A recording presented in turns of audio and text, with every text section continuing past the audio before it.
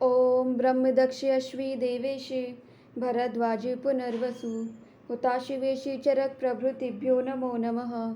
पातंजल महाभाष्य चरक प्रति संस्कृते मनोवाक्काय दोषाणां हरते अहिपतये नमः।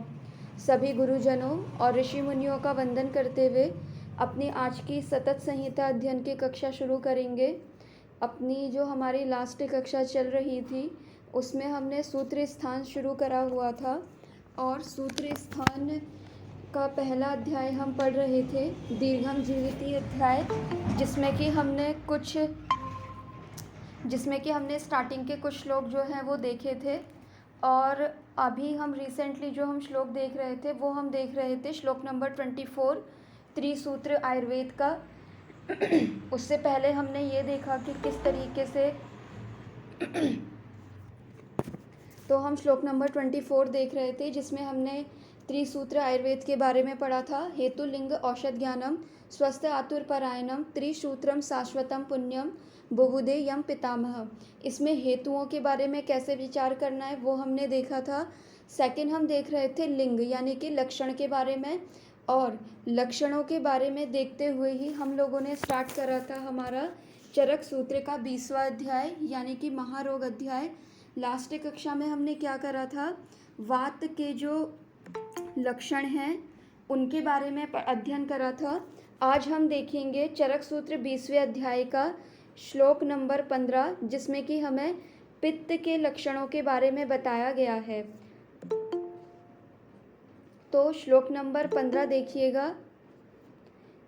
चरक सूत्र स्थान 20वां अध्याय यानी कि महारोग अध्याय श्लोक नंबर 15 क्या कह रहे हैं, सर्वेषु अपि खलु एतेषु पित्त विकारेषु अन्येषु च अनुक्तेषु पित्तस्य इदम् आत्मरूपम अपरिणामी कर्मणश्च स्वलक्षणम। यानी कि क्या कह रहे हैं कि इस अध्याय में हमने जितने आपको पित्त के विकार बताए हैं, ठीक है, अगर आप 15 से पहले 14 नंबर वाला श्लोक देखेंगे तो वहाँ पे इन्होंने हमें क्या बताए हैं, पित्त दोष से होने वाले कुछ नानात्मज विकारों का वर्णन यहाँ पे इन्होंने करा हुआ है। तो क्या कह रहे हैं, चाहे ये जो हमने आपको पित्त के विकार बताए हैं वो या फिर कोई अन्य पित्त के विकार जिनका कि वर्णन हमने यहाँ पे नहीं करा हुआ है, ठीक है, तो क्या कह रहे हैं, उस पित्त रोगों में पित्त के कुछ आत्मरूप होंगे। आत्मरूप यानी कि पित्त का जो एक स्वरूप होता है उसके अकॉर्डिंग पित्त के कुछ लक्षण कुछ कर्म हमें देखने को मिलेंगे व्यक्ति में, ठीक है। तो वो लक्षण वो स्वरूप क्या है पित्त का, वही इन्होंने इस श्लोक में बताया हुआ है। क्या कह रहे हैं, यद उपलभ्य तद अवयवम वा विमुक्त संदेहा पित्त विकारम एव अध्यावसयन्ति कुशला। क्या कह रहे हैं, जब क्या होता है कि पित्त किसी शरीर के किसी अवयव में जा कर के अगर आगे जो हम पढ़ेंगे इन लक्षणों को अगर उत्पन्न करता है तो एक जो बुद्धिमान वैद्य है उसे बिना कुछ सोचे समझे बिना कुछ विचार करे हुए अपने माइंड में ये समझना चाहिए कि हाँ ये लक्षण दिख रहा है यानी कि पित्त दोष दूषित है, ठीक है। सिंपली अगर हम इसे एग्जाम्पल से समझें, अगर कोई रुग्ण आपके पास आता है और वो आपसे बोलता है, ठीक है, कि मेरे शरीर में भारीपन लग रहा है यानी कि गुरुता, ठीक है, तो आपके माइंड में सीधे क्या आना चाहिए कि ये लक्षण जो है कफ दोष का है।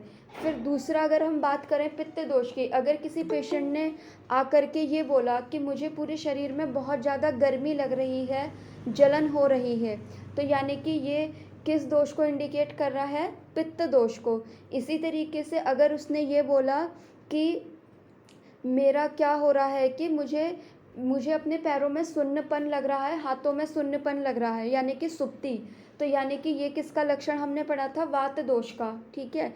तो इन श्लोक्स के मीडियम से आचार्य हमें यही बताना चाह रहे हैं कि ये जो हम आपको कर्म बता रहे हैं वात के, पित्त के या फिर कफ के, ये आपको पता होने चाहिए, जिससे कि अगर कोई पेशेंट आपके पास आता है तो डायरेक्ट आप उसके ये सिम्टम्स देख करके ये एसेस कर सको कि हाँ, कि इसकी बॉडी में ये दोष दूषित है, तो इसके अकॉर्डिंग मैं इसे ये चिकित्सा दूंगा। ठीक है।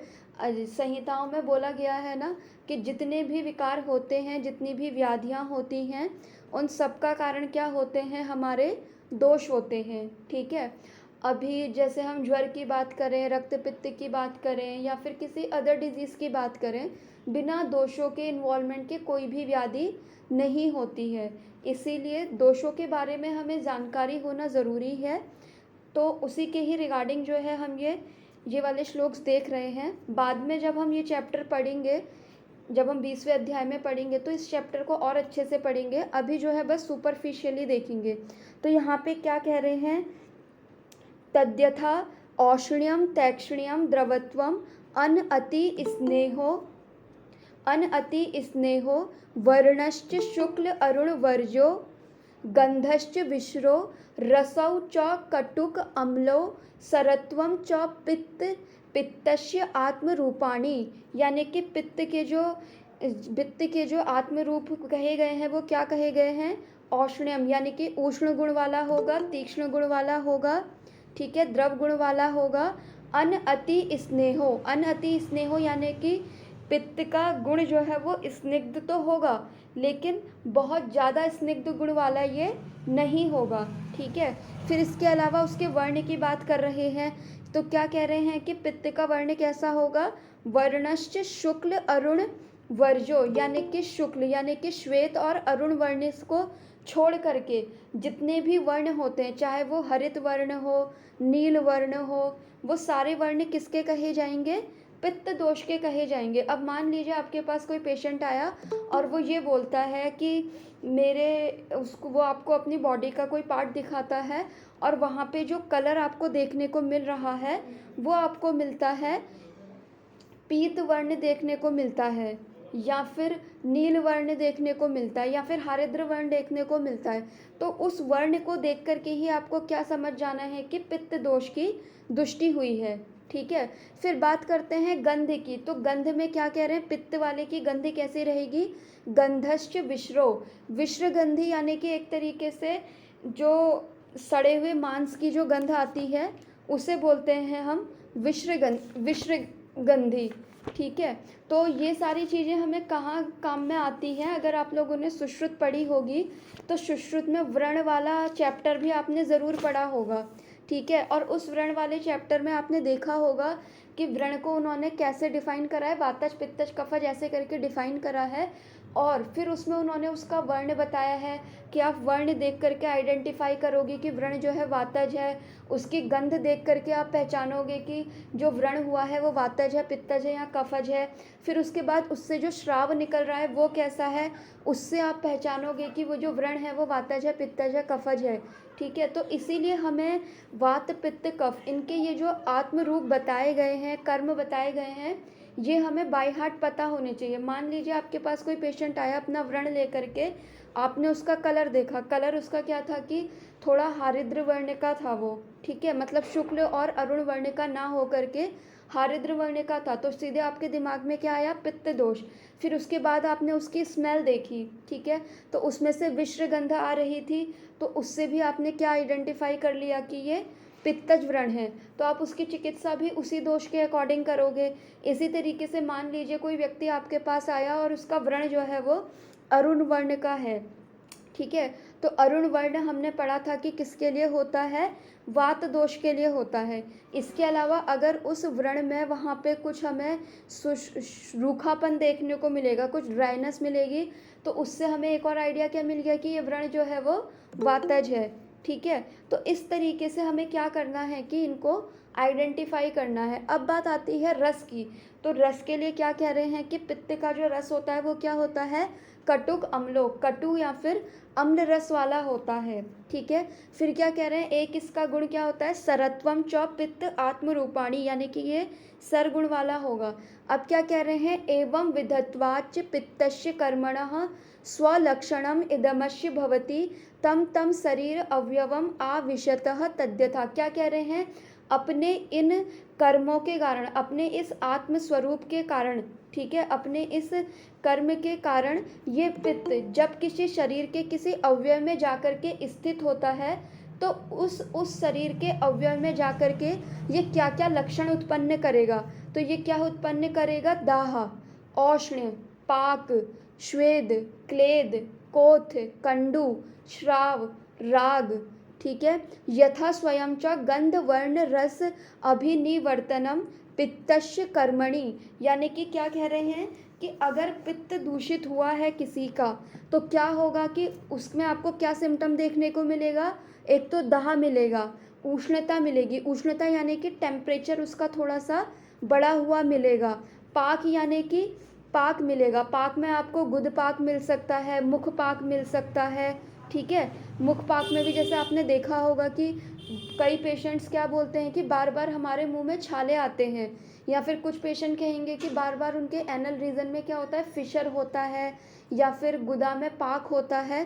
तो ये सब किसकी वजह से है, पाक अगर कहीं पे हो रहा है तो डायरेक्ट आपके माइंड में दोष आना चाहिए, पित्त दोष। ठीक है, या फिर आपके पास कोई पेशेंट आता है, डायबिटिक फुट का पेशेंट आता है, या फिर किसी और व्रण को लेकर के अगर पेशेंट आता है, आपने उसके व्रण का असेसमेंट करा और अगर आपको वहाँ पे पाक देखने को मिला, यानी कि पस वगैरह का आपको वहाँ पे कोई फॉर्मेशन देखने को मिल रहा है, तो सीधे आपके दिमाग में पित्त दोष आना चाहिए और आपको चिकित्सा करते टाइम पित्त दोष को भी बैलेंस करने के लिए वहाँ पे उसे कुछ ना कुछ देना चाहिए। ठीक है, अगर आप व्रण वाला चैप्टर पढ़ेंगे सुश्रुत में, और या फिर आपने देखा भी होगा प्रैक्टिकली, अगर किसी को चोट लगती है और अगर चोट में पाक होने लगता है, तो सबसे पहले उसकी खट्टी चीज़ें बंद करवाई जाती हैं, उसे दही, मट्ठा, कड़ी, खट्टी चीज़ें, नींबू वगैरह ये बंद करवाई जाती हैं। क्यों बंद करवाई जाती हैं, क्योंकि ये जो रस है, अम्ल रस जो है, वो क्या करेगा कि क्या करेगा, वो पाक को और बढ़ाएगा। क्यों बढ़ाएगा, क्योंकि खट्टी चीज़ें पित्त दोष को बढ़ाने वाली होती हैं। इसीलिए अगर व्यक्ति क्या करेगा, खट्टी चीज़ों का सेवन करेगा तो पित्त दोष बढ़ेगा, पित्त दोष बढ़ेगा तो व्रण में जो पाक है वो भी क्या होगा, बढ़ते जाएगा। हमारा जो अभी टॉपिक चल रहा है वो चल रहा है चरक सूत्र 20वां अध्याय श्लोक नंबर 15, जिसमें कि हम पित्त दोष के बारे में पढ़ रहे हैं। ये देख रहे हैं कि पित्त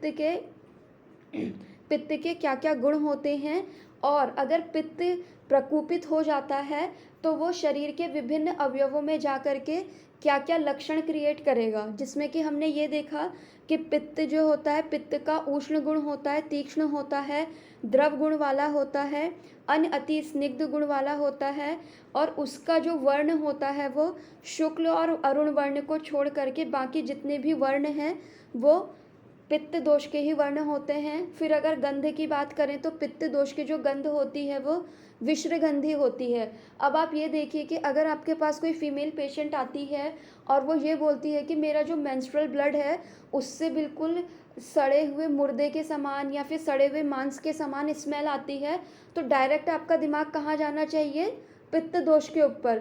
अगर वो ये भी बोलती है कि जब मुझे पीरियड्स आते हैं तो उस टाइम पे मुझे क्या होता है, बॉडी में बहुत ही हीट रहती है, बहुत ही बर्निंग सेंसेशन होता है, तो सीधे आपका दिमाग कहाँ चले जाना चाहिए, पित्त दोष के ऊपर। ठीक है, मैं ऐसा नहीं कह रही हूँ कि दूसरे दोष का इन्वॉल्वमेंट नहीं होगा, लेकिन मेजर जो दोष रहेगा वो पित्त दोष रहेगा।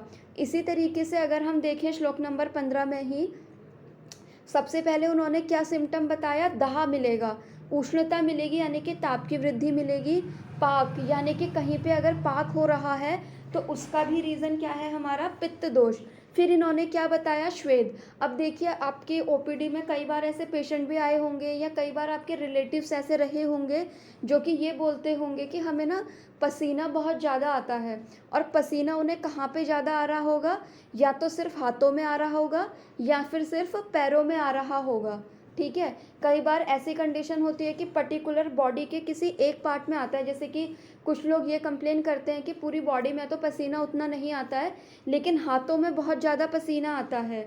ठीक है, तो यानी कि कहीं पे श्वेद अगर किसी को हो रहा है, पसीना अगर आधिक्य मिल रहा है, तो इसका मतलब क्या है कि पित्त दोष का इम्बैलेंस है। ठीक है, फिर उसके बाद क्या कह रहे हैं, क्लेद। क्लेद यानी कि एक तरीके से सड़न को बोल सकते हैं हम, क्लेद कोत। क्लेद यानी कि शरीर में द्रव ज़्यादा बन जाना, जैसे कि प्रमेह वाली कंडीशन होती है उसमें शरीर में क्लेद ज़्यादा बनता है ना।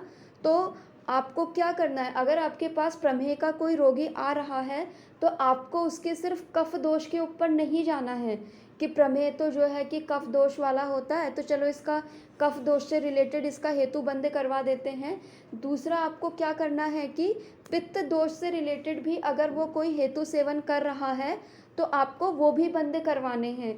इसीलिए आपने देखा होगा कि अगर कोई अच्छा वैद्य है जो अच्छी आयुर्वेदिक प्रैक्टिस करता होगा आयुर्वेद की, तो वो क्या करता है कि अगर उसके पास कोई डायबिटिक पेशेंट आता है या फिर कोई प्रमेह का रोगी आता है तो वो उसमें मीठा बंद ना करवा करके उसके मीठे, सिर्फ उसके मीठे को ही कम नहीं करवाता है, उसके साथ साथ वो उसके नमक के इंटेक को भी कम करवाता है या फिर टाटा नमक को रिप्लेस करके सेंधा नमक यूज़ करने के लिए बोलता है। क्यों बोलता है, क्योंकि अगर उसने टाटा नमक लिया या फिर कोई भी ऐसी चीज़ ली जो कि पित्त दोष का इम्बैलेंस कर रही है, तो उससे क्या होगा, पित्त दोष का इम्बैलेंस होकर के शरीर में क्लेद बनेगा। ठीक है, और अगर क्लेद शरीर में बनते रहेगा तो क्या होगा कि उसका प्रमेह, उसका डायबिटीज़ कभी ठीक नहीं हो सकता है।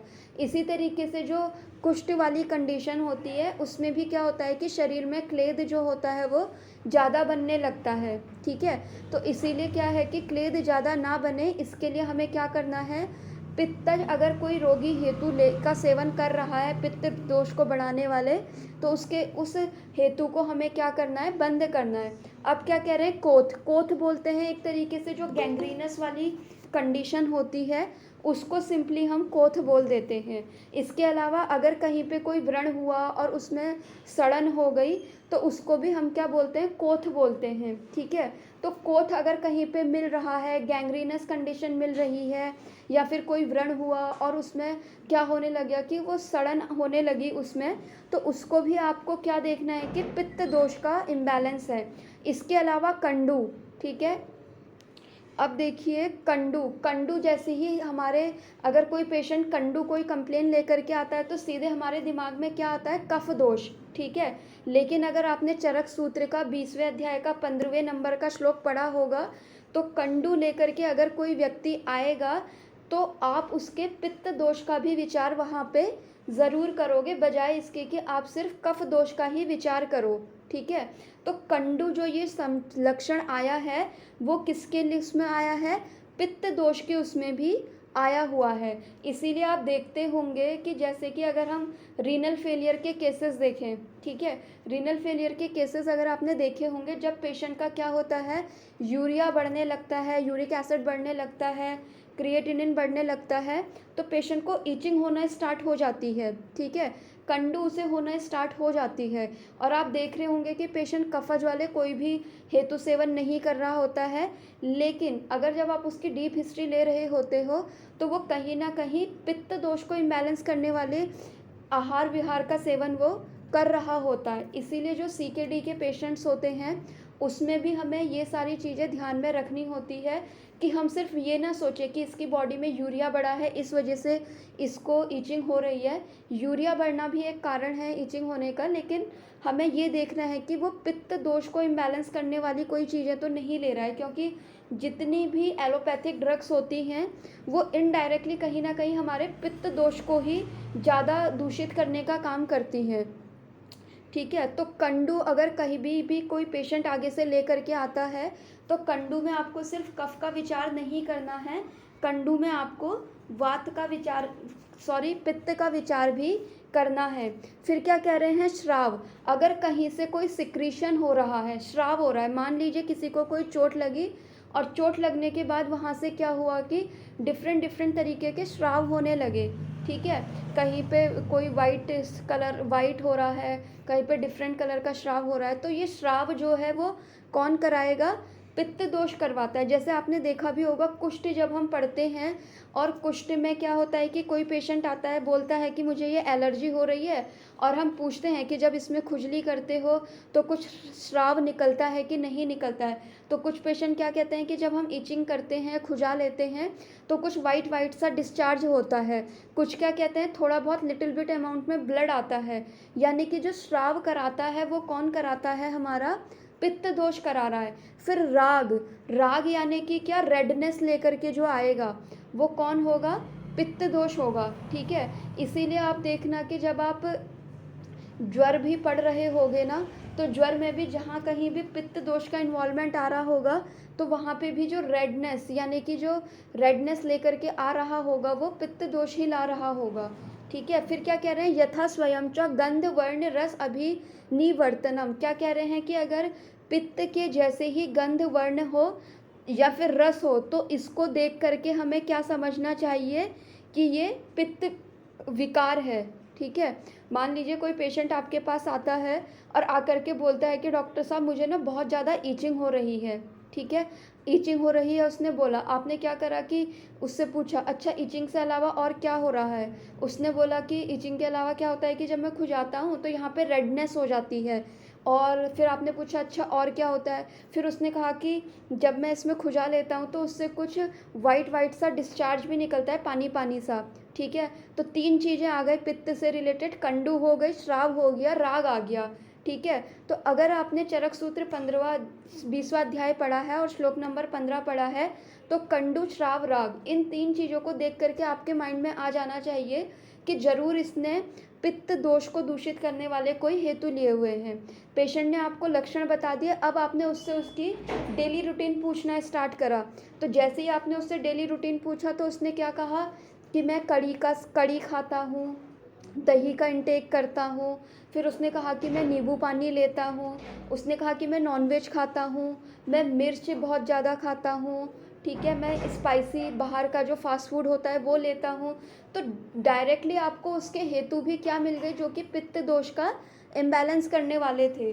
तो यहाँ पे आपको क्या करना होता है, कुछ नहीं करना है, सिंपली उसके हेतु बंद करवाने हैं और सीधे कोई पित्त शामक उसकी चिकित्सा कर देनी है, ठीक है। तो इस तरीके से हमें विचार करना होता है लक्षणों को लेकर के। जो हम सूत्र स्थान पहले अध्याय की जो हम कोटेशन देख रहे हैं, हेतु लिंग औषध, तो उसमें हमें लक्षणों का विचार इस तरीके से करना होता है। अगर हमने संहिता पढ़ी होगी तो लक्षणों का विचार हम बहुत अच्छे से कर पाएंगे। अगर हमने संहिता नहीं पढ़ी होगी तो हम लक्षणों का विचार भी अच्छे से नहीं कर पाएंगे। वरना क्या होगा, कोई पेशेंट अगर हमारे पास ईचिंग का आता है तो हमारा दिमाग इसी में ही जाएगा, क्या कोई फंगल इन्फेक्शन हो गया होगा, या फिर टीनिया कॉर्पिस हो गया होगा, या फिर शायद इसका यूरिया बढ़ गया होगा, ठीक है। तो अगर हमने शास्त्र पढ़ा होगा तो हमारा दिमाग भी शास्त्र की तरफ ही जाएगा। अब देखिए, अभी तक हमने वात के और पित्त के लक्षण देखे, अब हम देखेंगे कफ के। तो इसके लिए देखिएगा चरक सूत्र 20वां अध्याय श्लोक नंबर 18।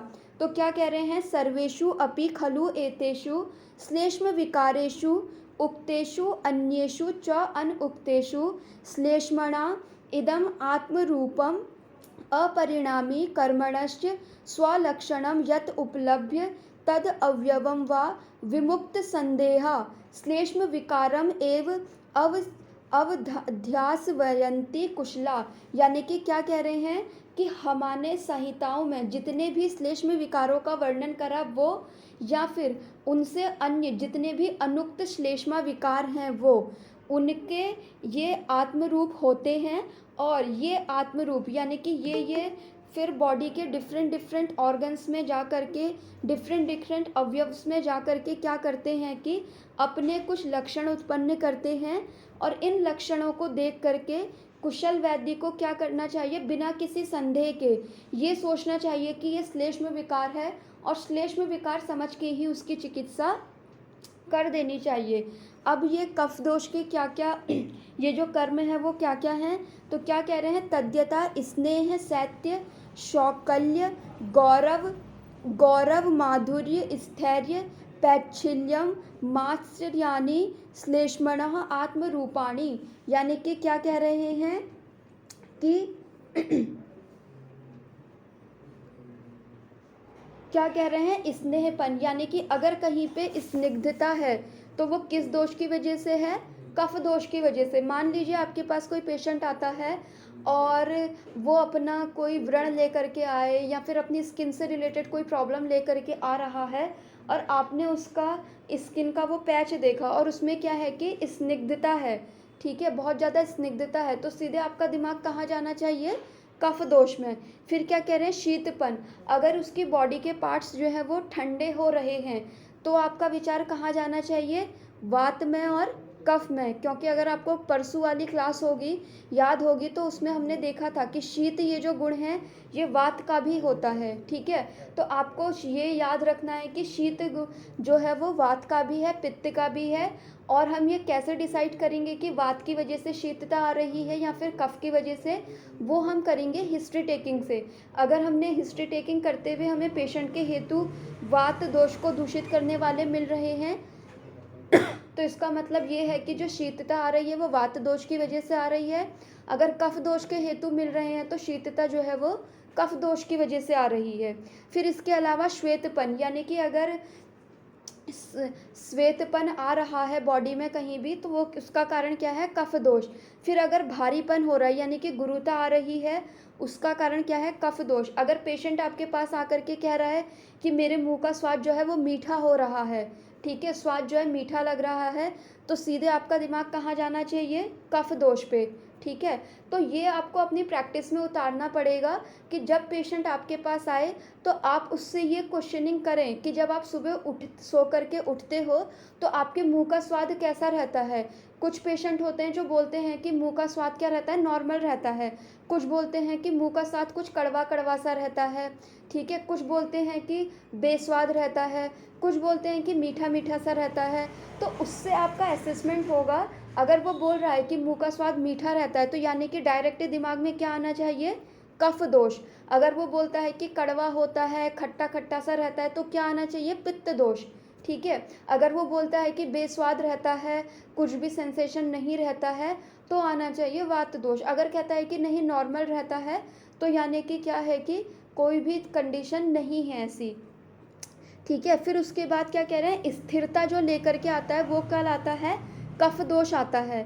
फिर पिच्छलता लेकर के आना, ठीक है, ये क्या कहे गए हैं, पित्त के स्वरूप कहे गए हैं। अब क्या होता है कि पित्त जब दूसरे अवयवों में जाता है, शरीर के डिफरेंट डिफरेंट अवयवों में जाता है, मान लीजिए पित्त दोष कुपित होकर के हमारे मूत्राशय में चले गया, ठीक है, यानी कि हमारे बस्ती में चले गया, तो वो क्या लक्षण पैदा करेगा। या फिर हमारे कहीं और चले गया, हृदय में चले गया, क्या लक्षण करेगा। तो उसके अकॉर्डिंग इन्होंने क्या कहा है कि जब वो शरीर के अलग अलग अवयवों में जाते हैं तो वहाँ जाकर के वो अलग अलग लक्षणों को उत्पन्न करते हैं। जैसे कि इन्होंने क्या कहा, श्वेत्यम, श्वेत्यम यानी कि श्वेतपन उत्पन्न करते हैं, शीतपन उत्पन्न करते हैं, ठीक है। फिर उसके बाद कंडू, अब देखिए कंडू इससे पहले किस में आया था, पित्त वाले में आया था, ठीक है। तो अगेन अगर कोई पेशेंट कंडू की कंप्लेन लेकर के आ रहा है तो आपको वही हिस्ट्री टेकिंग लेनी है और हिस्ट्री टेकिंग करके ही आपको डिसाइड करना है पेशेंट के हेतु जो है वो कफ दोष के हैं या फिर पित्त दोष के। अगर कफ दोष वाले हैं तो यानी कि जो कंडू का कारण है वो है उसका पित्त दोष, कफ दोष सॉरी, ठीक है। इसके अलावा स्थिरता लेकर के आता है ये। अगर पेशेंट ये बोलता है आकर के कि मुझे ना कुछ भी काम करने का मन नहीं करता है, ऐसा करता है कि एक जगह पे मैं बैठे रहूं, तो यानी कि उसके अंदर स्थिरता आ गई है, उसके अंदर मूवमेंट की कमी हो रही है। तो यानी कि स्थिरता अगर किसी के अंदर आ रही है हद से ज़्यादा तो वो क्या है, किसका क्या है, मान लो कि उसके अंदर कफ दोष बढ़ा हुआ है। जैसे पेशेंट आते हैं ना, बोलते हैं कि डॉक्टर साहब हमें ना काम करने का मन ही नहीं करता है, मन करता है बस बैठे रहें या फिर लेटे रहें, तो ये सीधे सीधे किसको इंडिकेट कर रहा है, कफ दोष की दृष्टि को।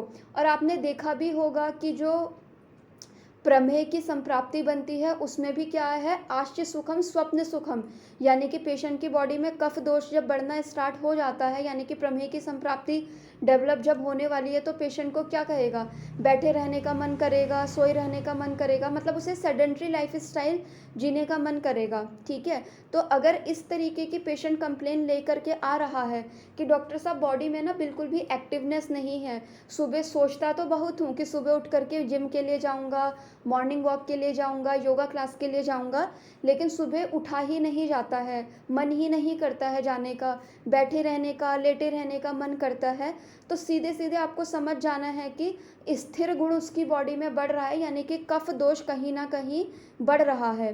फिर क्या कह रहे हैं, गौरव, गौरव यानी कि गुरुता लेकर के आएगा शरीर में।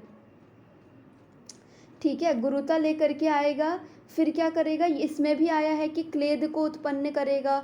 ठीक है, स्नेह, स्निग्धता लेकर के आएगा। सुप्ति, सुप्ति देखिए इसमें भी आया है।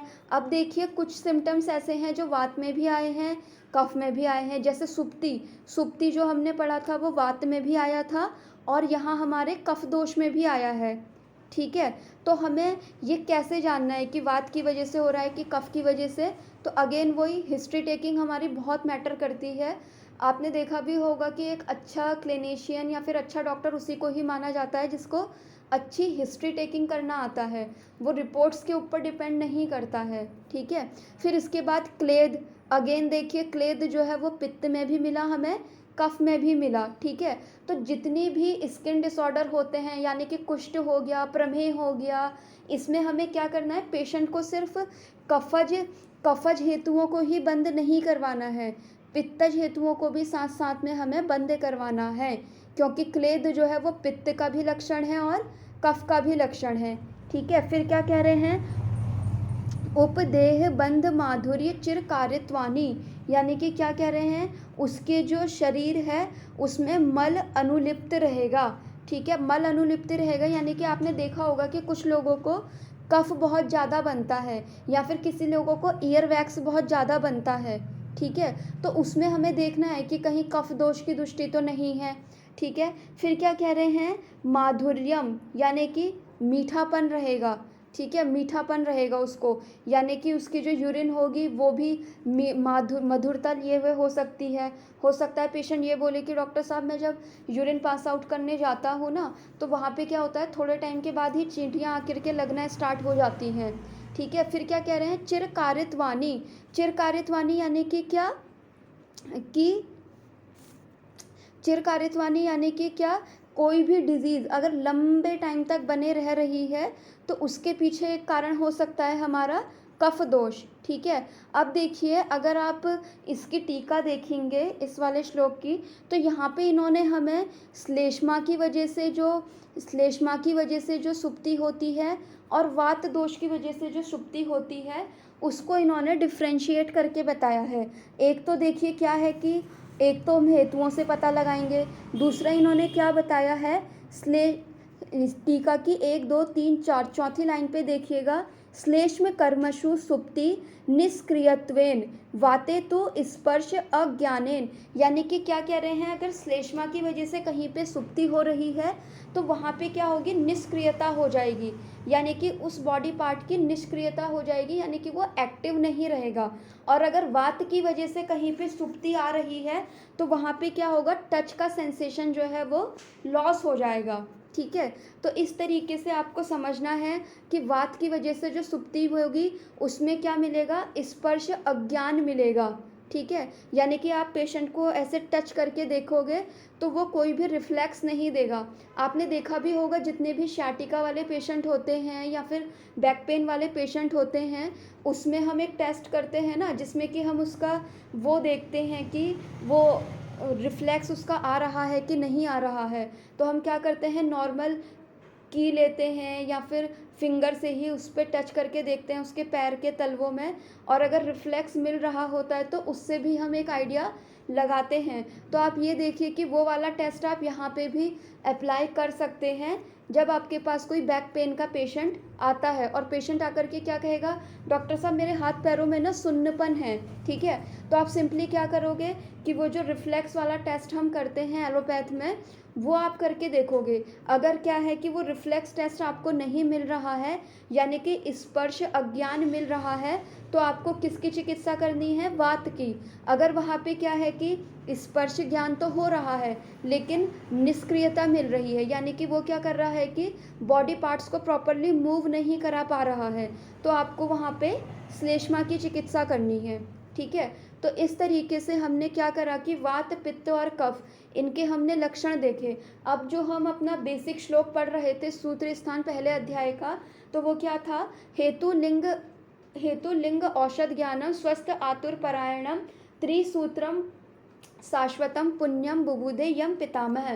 तो इसमें हमने हेतु देख लिया, लिंग देख लिया, अब हमें क्या देखना है, हेतु लिंग औषध, ठीक है।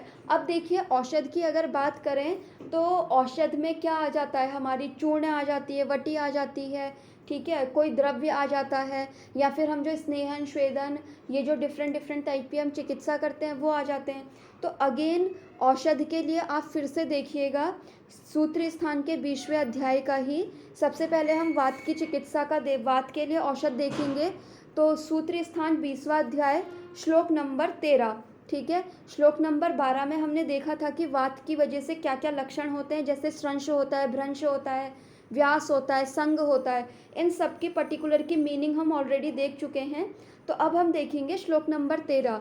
तो 13 में क्या कह रहे हैं, तम मधुर अम्ल लवण स्निग्धो उष्णे उपक्रमे, यानी कि क्या कह रहे हैं, अगर वात दोष के दूषित होने से बॉडी में ये लक्षण आते हैं, मान लीजिए सुप्ति हुई, ठीक है, सुप्ति हुई, कंप हुआ, श्रंश हुआ, भ्रंश हुआ, संग हुआ, तो आपको क्या चिकित्सा करनी है, रसों में आपको कौन सी औषधियाँ लेनी है, मधुर अम्ल लवण, यानी कि मधुर रस, अम्ल रस और लवण रस वाली औषधियाँ आपको लेनी है। दूसरा क्या करना है, स्निग्ध उष्ण उपक्रमे, स्निग्ध और उष्ण चिकित्सा आपको करनी है, ठीक है। तो देखिए कितना सिंपल है आयुर्वेद, आपने सिर्फ ये याद रखना है, त्रिसूत्र आयुर्वेद, हेतु लिंग औषध, जिसमें से होता क्या है, पेशेंट जब हमारे पास आता है तो वो हमें त्रिसूत्र आयुर्वेद का जो सेकंड पार्ट है लिंग, यानी कि लक्षण, वो हमें बताता है, ठीक है। हिस्ट्री टेकिंग से हमें हेतु लेने होते हैं और फिर उसके बाद हमें क्या करना होता है, हेतु लक्षण, इन सबको, इन दोनों को कंपाइल करके फिर उसकी औषध की व्यवस्था हमें करनी होती है, ठीक है। तो मान लीजिए पेशेंट जो आया वो आकर के उसने ये बोला कि डॉक्टर साहब मेरे ना क्या हो रहा है कि सुप्ति, यानी कि हाथ पैरों में सुन्नपन है, ठीक है। तो हमने सिंपली क्या करा, उसका वो टेस्ट करा और उसमें स्पर्श अज्ञान हमें मिला। फिर हमने उससे इसकी हिस्ट्री पूछी, हिस्ट्री में उसने बताया कि मैं रात्रि जागरण करता हूँ, मैं 1.5 घंटे तक जिम करता हूँ, ये करता हूँ, वो करता हूँ, मतलब सारी उसने चीज़ें बता दी बात को दूषित करने वाली। तो हमारी चीज़ें क्लियर हुई, हमें हेतु पता चल गए, लक्षण पता चल गए।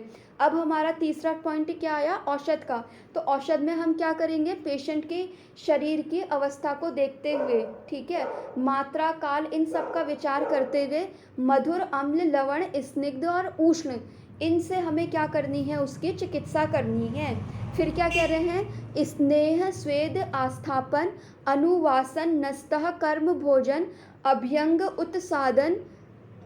उत्सादन, परिषेक आदि भी वात हरे मात्रा कालम च प्रमाणीकृत, यानी कि देखिए फिर से आचार्यों ने क्या कह दिया, मात्रा और काल का विचार करते हुए हमें क्या करना चाहिए, मधुर, अम्ल, लवण, स्निग्ध और उष्ण द्रव्यों से क्या कराना चाहिए, पेशेंट का स्नेहन कराना चाहिए, स्वेदन कराना चाहिए, आस्थापन वस्ती देनी है, अनुवासन वस्ती देनी है, नश्य कर्म कराना है, और क्या कराना है कि भोजन के रूप में, अभ्यंग के रूप में, उत्साद के रूप में, परिषेक के रूप में, मतलब जितनी भी हम ट्रीटमेंट प्रोटोकॉल अपना रहे हैं उन सब में हमें क्या करना है, मधुर, अम्ल, लवण, स्निग्ध, उष्ण, इन चीज़ों को ध्यान में रखते हुए हमें क्या करना है, उस रोगी की चिकित्सा करनी है, ठीक है, मात्रा और काल का विचार करते हुए। आपने देखा भी होगा कि अगर किसी की बॉडी में सुन्नपन होता है तो नॉर्मली हम क्या कराते हैं, पंचकर्मा में पेशेंट आया, स्नेहन स्वेदन कराना स्टार्ट कर दिया,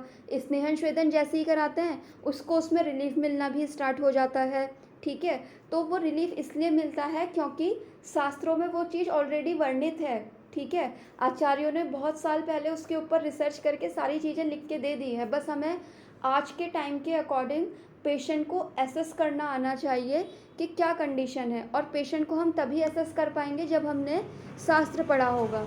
तो देखिए, एक सिंपल चिकित्सा तो उन्होंने क्या बता दी कि मधुर, अम्ल, लवण, स्निग्ध, उष्ण द्रव्यों से सिद्ध आपको क्या कराना है, स्नेहन कराना है, स्वेदन कराना है, आस्थापन वस्ती देनी है, अनुवासन वस्ती देनी है, नश्य कर्म करवाना है, भोजन, अभ्यंग, उत्साद, इन सब के लिए भी आपको क्या करना है, मधुर, अम्ल, लवण, इन रसों से युक्त औषधियों का ही प्रयोग आपको करना है। इसीलिए जो हमें द्रव्य गुण पढ़ाया जाता है उसमें हमें रस पंचक इसीलिए ही पढ़ाए जाते हैं कि कोई द्रव्य तिक्त है, कटु है, मधुर रस वाला है, वो इसीलिए पढ़ाया जाता है ताकि हम यहाँ पे वात पित्त कफ की चिकित्सा कर सकें। फिर क्या कह रहे हैं, देखिए इतनी चिकित्सा तो हमने आपको बता दी, तो क्या कह रहे हैं, तत्र आस्थापनम अनुवासनम तु खलु सर्वत्र उपक्रमेभ्यो वाते प्रधानतम मन्यन्ते भिषजः। यानी कि क्या कह रहे हैं, हमने आपको स्नेहन भी बताया, स्वेदन भी बताया, आस्थापन वस्ती, अनुवासन वस्ती, निरहु वस्ती, ठीक है, और ये भी बताया, अभ्यंग बताया, उत्सादन बताया, परिषेक बताया। लेकिन इन सब चिकित्सा में भी अगर हम वात की प्रधान चिकित्सा की बात करें तो वो क्या है, आस्थापन वस्ती और अनुवासन वस्ती, ठीक है। तो क्या कह रहे हैं, इतनी सारी चिकित्सा हमने आपको बता दी, लेकिन इसमें भी जो सर्वश्रेष्ठ चिकित्सा है वात दोष की वो है आस्थापन वस्ती और अनुवासन वस्ती, ठीक है। फिर क्या कह रहे हैं, तद हित आदितम एव पक्वाशम अनुप्रविश्य केवलम वैकारिकम वात मूलम छिन्नति तत्र आदाव अवजीते अपि वाते शरीर अंतर्गता वात विकारा प्रशांतिम आपद्यन्ते। यानी कि क्या कह रहे हैं, हमने जो आपको बताया कि अनुवासन और आस्थापन वस्ती जो है वो वात की सर्वश्रेष्ठ चिकित्सा है, तो वो हम ऐसे ही हवा में कोई बात नहीं कर रहे हैं। क्या कह रहे हैं, इसको हम सर्वश्रेष्ठ चिकित्सा इसलिए कह रहे हैं क्योंकि इसके द्वारा जो औषध होती है वो कहाँ जाती है, पक्वाशय में जाती है, ठीक है। पक्वाशय में जाकर के वो क्या करती है, जो वैकारिक वात है उसके मूल को नष्ट करती है, ठीक है। अगर आपने वात पित्त कफ को बेसिक पढ़ा होगा और आपने वात के स्थान पढ़े होंगे तो उसमें क्या बताया है, बस्ती पुरुषाधानम कटि शक्तिनी तत्र अपि पक्वाशयो वात स्थानम। यानी कि उन्होंने क्या बताया, बस्ती हो गया, पुरुषाधान हो गया, ये सारे उन्होंने वात के स्थान बताए। लेकिन क्या बताया, इन सब स्थानों में भी वात का जो मेन स्थान है वो क्या है, पक्वाशय है। यानी कि डोमिनेंटली वात जो रहती है वो कहाँ रहेगी, पक्वाशय में रहेगी, ठीक है। तो अगर आपने पक्वाशय में ही वात को जीत लिया, ठीक है, यानी कि उसके मूल स्थान में ही अगर आपने वात को जीत लिया तो बॉडी के दूसरे पार्ट्स में जो फैली हुई वात है जो कि विकार उत्पन्न कर रही है वो ऑटोमेटिकली ही शांत हो जाएगी। और वात अगर अपने मूल स्थान में शांत हो गई तो उसकी वजह से जो बॉडी के डिफरेंट पार्ट्स पे जो डिजीज़ हुई थी, जो विकार हुआ था, वो भी ऑटोमेटिकली ही ठीक हो जाएगा, ठीक है। और इसका सबसे अच्छा एग्जाम्पल जो मैंने देखा था वो मैंने अपनी खुद की मम्मी में ही देखा था। मम्मी का जो ट्रीटमेंट चला था वो डॉक्टर राहुल हैं हल्द्वानी में, उनके थ्रू चला था। तो उसमें क्या हुआ था कि उनकी संग, ठीक है, वात के शीत गुण की वजह से संग हो गया था मल और मूत्र का, ठीक है। तो स्टार्टिंग में तो क्या हुआ कि फॉलिस कैथेटर वगैरह लगाया गया। फिर जब वो बार बार कैथेटर लगाने की ज़रूरत पड़ी तो फिर हमने आयुर्वेद में उनको दिखाया, डॉक्टर राहुल को। तो उसमें क्या था, मतलब मेरा विचार तो यही था, मतलब मैंने जितने भी लेक्चर्स वगैरह सुने हुए थे यूट्यूब वगैरह पे बड़े बड़े उसके वैद्यों के, तो उसमें तो सिंपल वो यही बताते थे कि अगर किसी का यूरिन रिटेंशन हो रहा है या फिर यूरेथ्रल स्ट्रिक्चर की कोई प्रॉब्लम है तो आप सिंपल क्या करो कि उत्तर बस्ती दे दो। तो लेकिन जब हमने सर को दिखाया था मम्मी को तो सर ने क्या करा था कि उसमें उत्तर बस्ती नहीं चलाई थी सर ने, जबकि मैंने सर से पूछा भी था कि सर इसमें उत्तर बस्ती दे दो तो हमें जल्दी रिजल्ट मिल जाएंगे। तो सर ने बोला था नहीं कि इसमें उत्तर बस्ती हम नहीं देंगे। सर ने उसमें अनुवासन और आस्थापन बस्ती मम्मी की चलाई थी और मैंने खुद ही वो घर पे दी थी और उसका रिज़ल्ट ये हुआ था कि जो एलोपैथ डॉक्टर थे उन्होंने तो ये बोल दिया था कि इनका जो ब्लैडर है वो न्यूरोजेनिक ब्लैडर है, जबकि वो इन्वेस्टिगेशन में निकल कर के आया भी नहीं था। बस वो डायबिटिक थी, तो इसीलिए डॉक्टर ने बस एक अंदेशा जता करके ये बोल दिया था कि इनको लाइफ टाइम फॉलिस कैथेटर पे ही रहना है, और या तो आप ऐसे कर लीजिए कि यूरिन बैग लगवा लीजिए, नहीं तो आप इनको सेल्फ जो कैथेटराइजेशन होता है वो सिखा दीजिएगा। तो 8-8 घंटे पे ये खुद से ही क्या करेंगी कि यूरिन पास आउट करते रहेंगे कैथेटर के थ्रू ही। तो क्या हुआ था, फिर हमने जब राहुल सर को दिखाया था वहाँ पे, तो सर ने वही मेडिसिन वगैरह दी थी, कुछ ओरल मेडिकेशन दिया था, और सर ने घी भी दिया था। बाकी तो सारी सर की खुद की ही प्रिपरेशन रहती है, लेकिन एक घी जो दिया था सर ने वो मुझे याद है, सर ने सटपल घृत दिया था उसमें, और ओरली इनटेक के लिए। बाकी सर ने अनुवासन और आस्थापन वस्ती चलाने के लिए बोला था।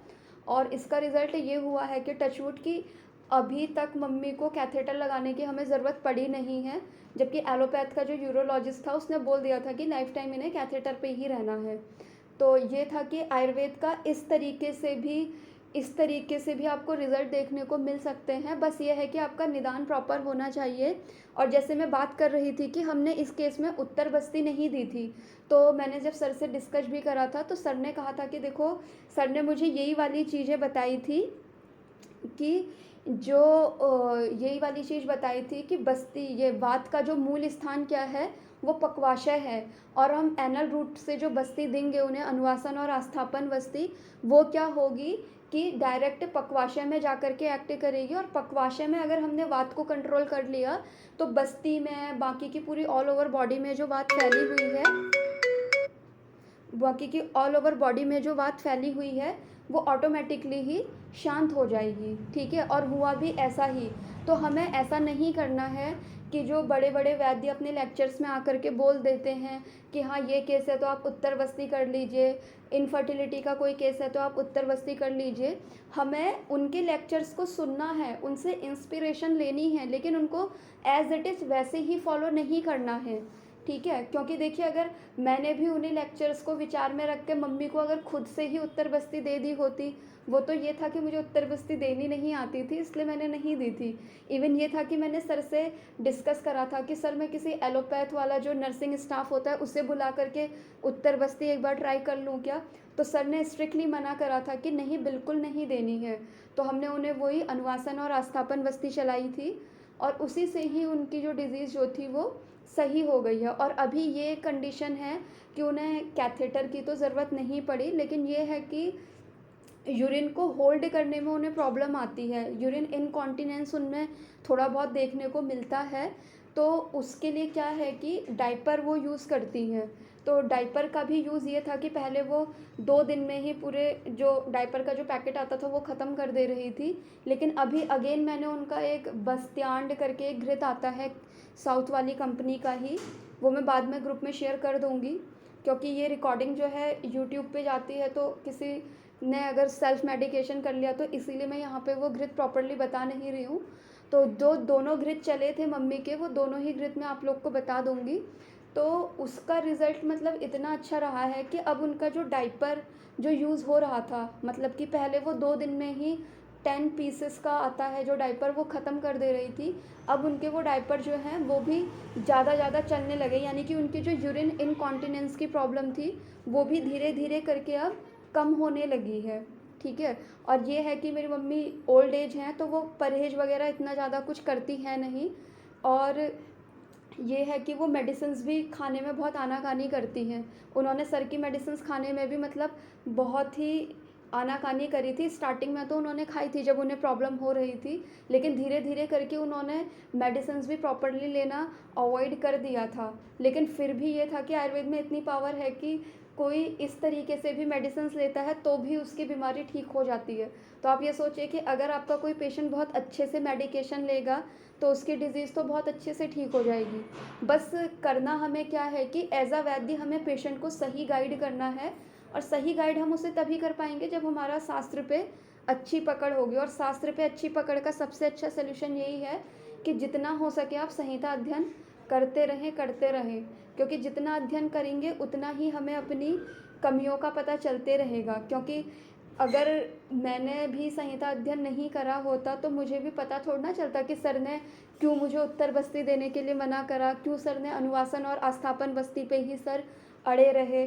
ठीक है, तो ये यहाँ पे हमने बात करी कि अगर हम पक्वाशय में वात को जीत लेते हैं तो शरीर के अन्य अन्य भागों में भी कुपित हुई जो वात है वो क्या होती है, शांत हो जाती है। अब देखिए, इस चीज़ को समझाने के लिए संहिताकारों ने एक एग्जाम्पल भी दिया है। ठीक है, तो आप ये सोचिए कि संहिताकारों ने कितनी अच्छी अच्छे एग्जाम्पल दे करके हमें समझाई हुई हैं चीज़ें, बस हम उसे पढ़ते नहीं हैं। तो देखिए उन्होंने क्या कहा है, यथा वनस्पते मूले छिन्ने स्कंद शाखा प्ररोह कुसुम फल पलाश आदि नाम नियतो विनाशतः तद्वत। यानी कि उन्होंने क्या कहा कि अगर हमें किसी पेड़ को पूरी तरीके से ख़त्म करना होता है तो हम क्या करते हैं, अगर हम उसकी जड़ को काट देते हैं तो उस पे लगी हुई तना, डाली, अंकुर, फूल, फल, पत्ती आदि सब भी क्या होते हैं, नष्ट हो जाते हैं।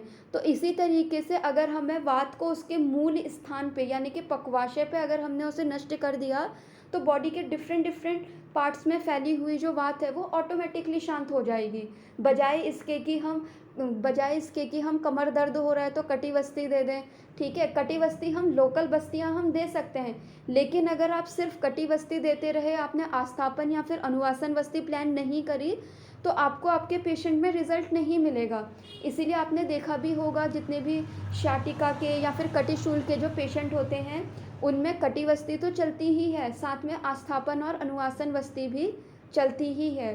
ठीक है, तो ये बात हुई हमारे वात दोष की।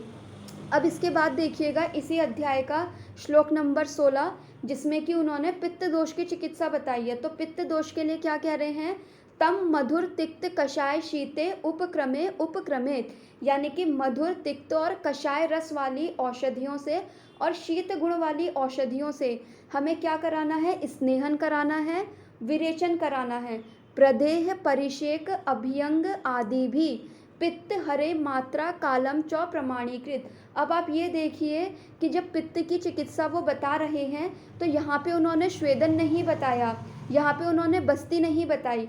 इसी तरीके से जब वो वात की चिकित्सा बता रहे थे तो वहाँ पे उन्होंने क्या करा, हमें वमन और विरेचन का वर्णन नहीं करा। ठीक है, नश्य का वर्णन करा है। लेकिन जब आप पित्त वाली कंडीशन देखेंगे तो पित्त वाली कंडीशन में देखिए उन्होंने क्या बोला है, स्नेहन बोला है, विरेचन बोला है, प्रदेह बोला है, परिषेक और अभ्यंग बोला है।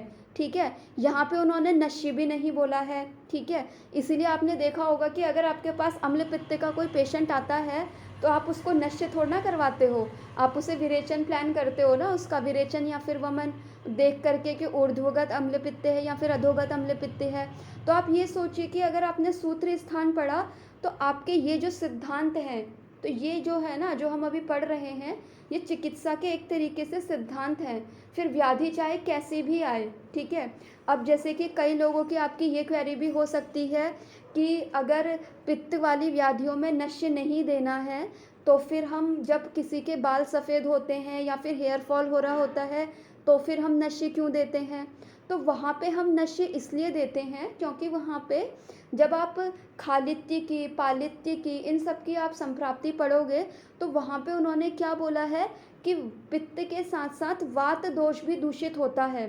ठीक है, तो इसीलिए हम क्या करते हैं वहाँ पे नश्य देते हैं। ठीक है, अगर सिर्फ प्योर पित्तज वाली बात आती है तो फिर हम नश्य के ऊपर नहीं जाएंगे। हमें यहाँ पे क्या करना है, स्नेह करना है, विरेक करना है, विरेचन देना है, प्रदेह यानी कि लेप वगैरह लगाने के लिए देना है, परिषेक करना है। परिषेक देखिए वात में भी आया है, पित्त में भी आया है। अभ्यंग जो है वो वात में भी आया है, पित्त में भी आया है।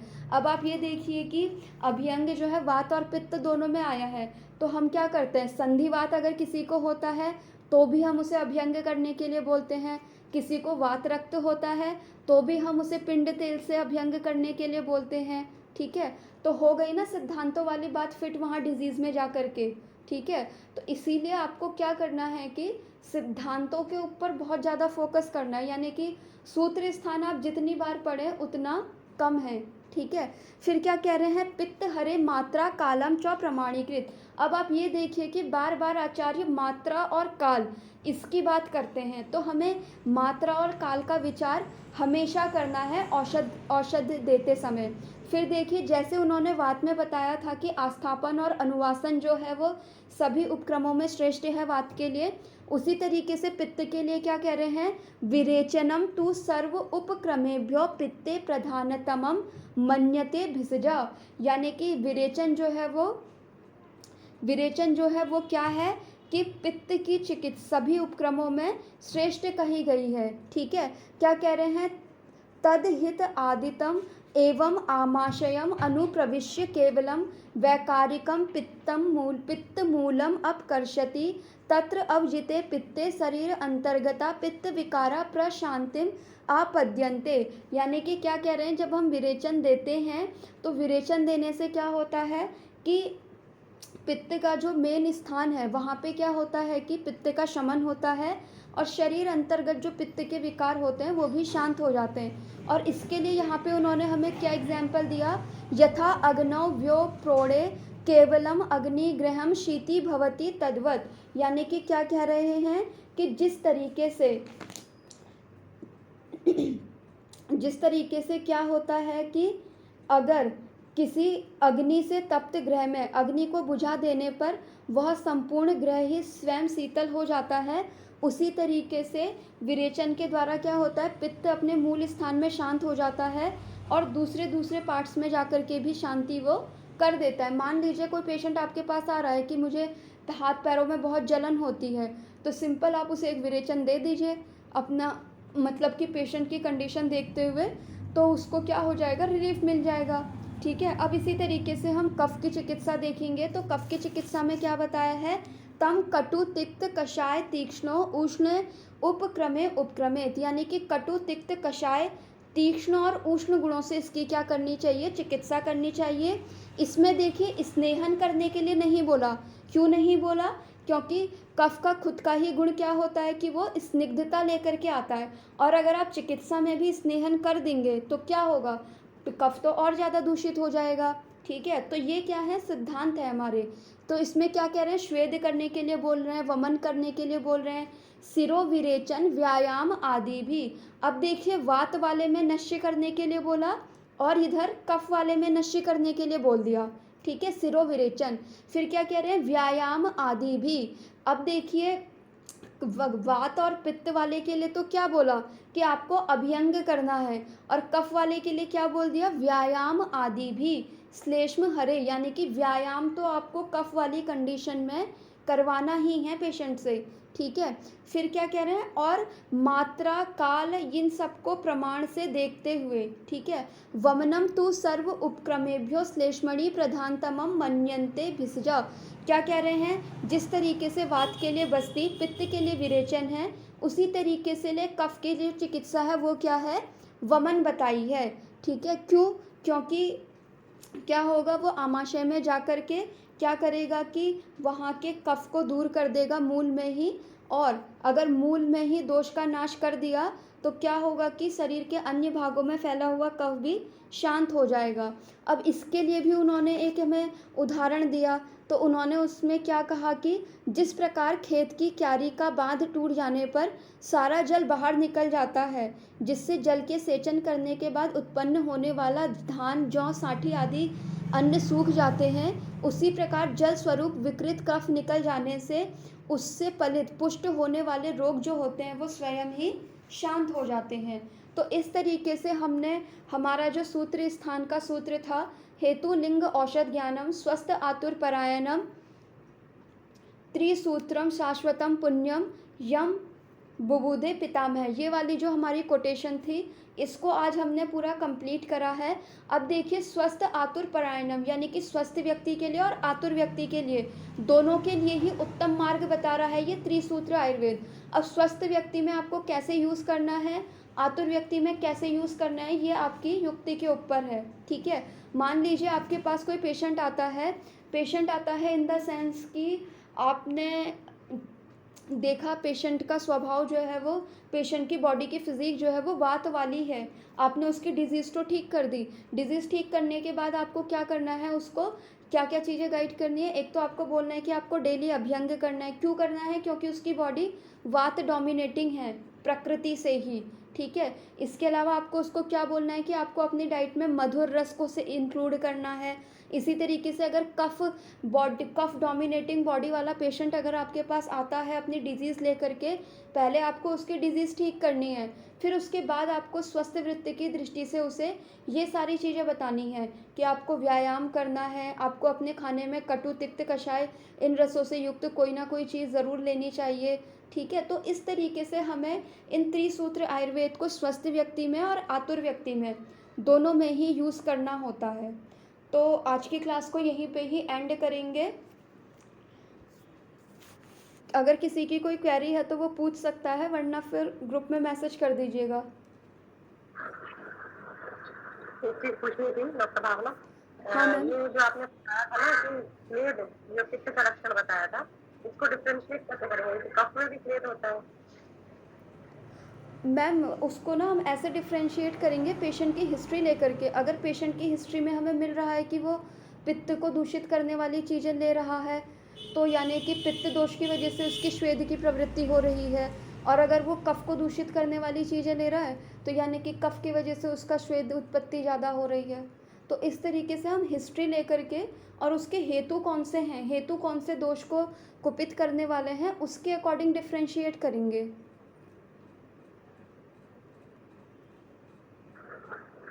लेकिन क्लेद को तो मेनली कफ का ही फीचर माना जाता है ना, तो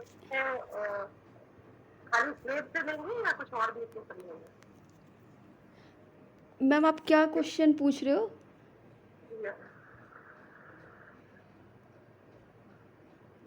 हेलो। जो स्वेद वाला पॉइंट है, वो पित्त में खाली स्वेद से समझा जाएगा या कुछ और भी समझा जाएगा उसमें? मैम पित्त में जो श्वेद आया है उसमें तो हमें श्वेद ही लेना है, पसीना जो आता है ना, हाँ। वो लेना है हमें कि श्वेद अगर किसी को ज़्यादा आ रहा है तो उसमें हमें पित्त दोष ही हमारे माइंड में आना चाहिए फर्स्ट ऑफ ऑल। नहीं, क्लेद का इसमें पित्त में दोष में सिर्फ हम क्लेद से ही समझेंगे या कुछ और भी समझा जा सकता है इसको? मैम क्लेद को तो क्लेद ही समझेंगे। नहीं, ऐसे जैसे कफ में तो कफ की कंसिस्टेंसी बस वगैरह हर चीज आ जाता है ना। कफ में क्या होता है? वगैरह समझ जाती है, जैसे रेशमा भी थोड़ा सा समझा जाता है, लेकिन पित्त में खाली स्वेद से ही मतलब है ना इसका, द्रव गुण मतलब खाली। मैम श्वेद और क्लेद ना दोनों अलग अलग टर्म है। नहीं, आपने पित्त में भी बताया ना ये। हाँ मतलब कि ये जो सिम्टम आता है क्लेद वाला जो सिम्टम है वो पित्त में भी है, वो कफ में भी है, वो दोनों में ही आता है। तो दोनों में जो क्लेद है वो दोनों सेम ही है, बस हमें उसके हेतुओं से पता लगाना पड़ेगा कि वो पित्त दोष की वजह से क्लेद शरीर में बना है या फिर कफ दोष की वजह से। जैसे अगर हम प्रमेह की बात करें तो प्रमेह जो है उसमें जो डोमिनेटिंग दोष रहता है वो कफ प्रधान रहता है, मतलब होता तो वो त्रिदोषज है, लेकिन ये बोला जाता है कि त्रिदोषज कफ प्रधान रोग है प्रमेह। इसी तरीके से जो कुष्ठ होता है वो त्रिदोषज पित्त प्रधान दोष होता है। और कुष्ठ में भी आप देखेंगे उसमें भी क्लेद की निर्मिति होती है और प्रमेह में भी क्लेद की निर्मिति होती है। तो उसमें हमें पेशेंट के हेतुओं के बेसिस पे हमें डिफरेंशिएट करना होगा। मान लीजिए कोई स्किन का पेशेंट आया तो उसमें अगर क्लेद हमें देखने को मिल रहा है तो उसमें हमें पित्त की तरह विचार करना है। और अगर प्रमेह का कोई पेशेंट है तो उसमें हमें कफ को ज़्यादा ध्यान में रखना है, लेकिन कफ के साथ साथ हमें उसमें पित्त के हेतुओं को भी बंद करवाना होगा। और उसी तरीके से जो स्किन का अगर कोई पेशेंट आ रहा है तो उसमें भी हमें पित्त को तो बंद करवाना ही है, पित्त के हेतुओं को, साथ में हमें कफ के हेतुओं को भी करवाना है। क्यों? क्योंकि जो क्लेद जो ये लक्षण आया हुआ है वो पित्त और कफ दोनों के लिए ही आया है, तो हम दोनों के ही हेतुओं को उससे बंद करवाएंगे। और रही बात डिफ़रेंशिएट करने की, तो डिफ़रेंशिएशन में तो यही है कि जैसे कि व्याधियाँ हो गई, जैसे कुष्ठ हो गया, प्रमेह हो गया, एक तो ये इनका हो गया क्राइटेरिया डिफरेंशिएट करने का। दूसरा उनके हेतु, पेशेंट की हिस्ट्री लेकर के उसने क्या हेतु सेवन करे हैं, उससे हम एसेस कर सकते हैं कि उसकी बॉडी में जो क्लेद बन रहा है, उस क्लेद बनने के पीछे कारण क्या है।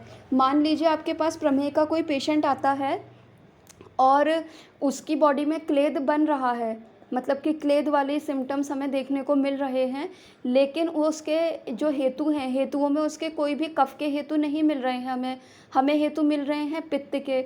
अगर हमने संहिता पढ़ी होगी तो हमें याद आ जाएगा कि हाँ, कि क्लेद जो है वो पित्त दोष की वजह से भी बनता है, इसीलिए इसकी बॉडी में हमें क्लेद वाले जो सिम्टम है वो देखने को मिल रहा है।